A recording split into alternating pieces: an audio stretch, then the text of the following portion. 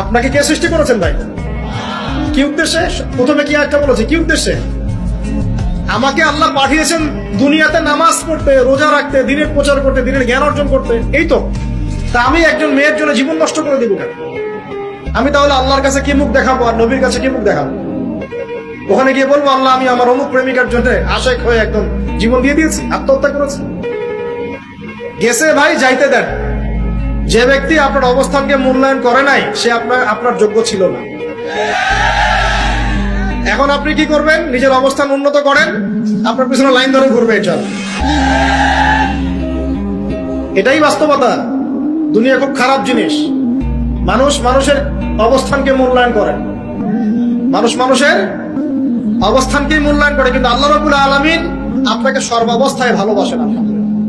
এই যে আমরা এখন অনেক পাপ করছি না, আল্লাহ কি আমাদেরকে আযাব দিয়ে ধ্বংস করে দিয়েছে? আল্লাহ পাক এখনো আমাদেরকে ভালোবাসেন, রহম করেন, অপেক্ষায়।